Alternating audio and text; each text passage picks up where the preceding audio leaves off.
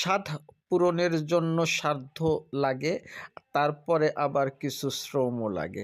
বন্ধুরা আসসালামু আলাইকুম। আজ স্বাদের পুঁটি মাছ দিয়ে স্বাদ মেটাবো মনের। তৃপ্তি সহকারে খাওয়ার জন্য ২-৩ জন মানুষের ঘরে ১০ জনের সমপরিমাণ মাছ খাইতে পারে এত মাছ আজকে ভাজি করব। কারণ এই পুঁটি মাছ ভাজি করে খাওয়া এই যে কতটা মজার, কিন্তু তারপরেও যদি এক্সট্রা মজার সাথে সংযোগ করা হয় তাইলে কি হয়? বুঝতে পারেন নাই এখনো? ধীরে ধীরে দেখেন আমার রেসিপিটা। কয়েকটা পুঁটি মাছ সুন্দর করে কেটে একটু ছোট ছোট টুকরো করে নিয়েছি, কারণ এটা ভাজি সুন্দর হয়। যদি আস্ত করে রাখতাম তাতে ভাজিটা এত সুন্দর হতো না, সব জায়গায় তেল মশলা যাইতো না। এখন আমি এভাবে কয়েক টুকরো করে করে ২-৩ বারে মাছগুলো সব ভাজবো। সব ভাজতে যখন গামলাটা ভরে যাবে তখন চোখটাও ভরে যাবে। খাওয়ার আগেই পেট ভরে যাবে। বুঝছেন না? কারণ আমরা তো ছোট সংসার জানেন, কিন্তু আজ যেহেতু পুকুরের মাছ, এখানে তো গোনা পিস নাই, অঢেল কড়ই ভরে রান্না করতে হবে, প্লেট ভরে খাইতে হবে। কিন্তু এই মাছের একটা কথা মনে রাখতে হবে যে ঝোল করে খাইয়ে মজা পাবেন না। ভাজি করতে হবে। তাহলে ভাজি করতে হলে কিছু বেগুনও লাগবে।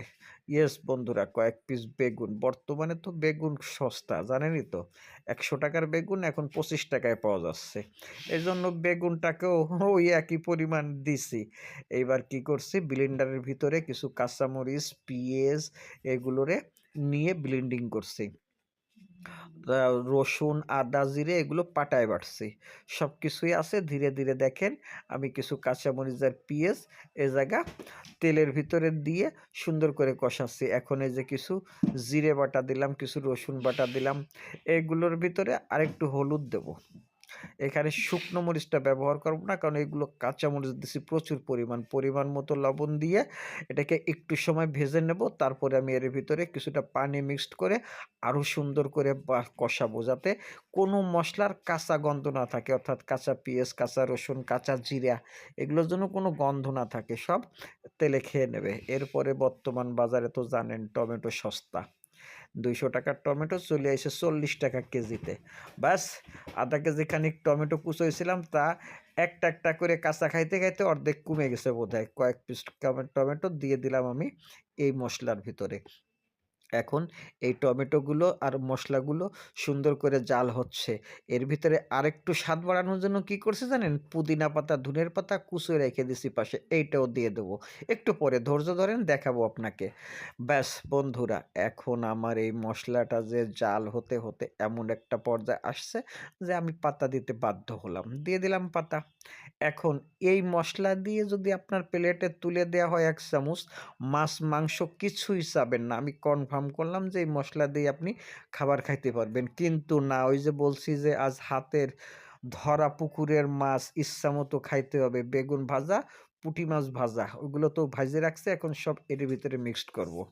মিক্সড করে রে ভাই, আহ! কি বলবো, আমার গাল ভিজে যাচ্ছে এখনই এত লোভে। কারণ এই মসলাটা যা হইছে, ঘ্রাণ যে কি উঠতেছে আপনারা তো বুঝতে পারতেছেন না, চোখ দিয়ে দেখতেছেন। এই ঘ্রাণে আহ! টাকটা বাড়ি লাগতেছে রে বন্ধুরা।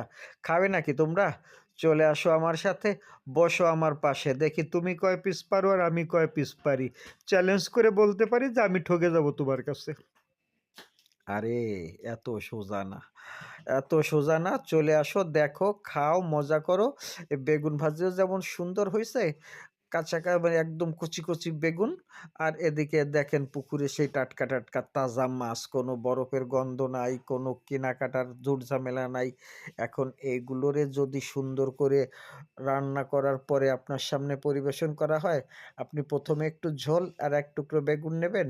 ১ লোকমা ভাত মুখে দেওয়ার পরে করবেন কি, তাড়াতাড়ি ভাই আমাকে চামচ দাও, আর কয়েক টুকরো মাছ, বেগুন ঝোল একসাথে তুলে দাও। কথা একদমই ঠিক 100% এবং এভাবেই আপনার আমার সম্পর্ক গভীর হোক, ভালোবাসা অফুরন্ত।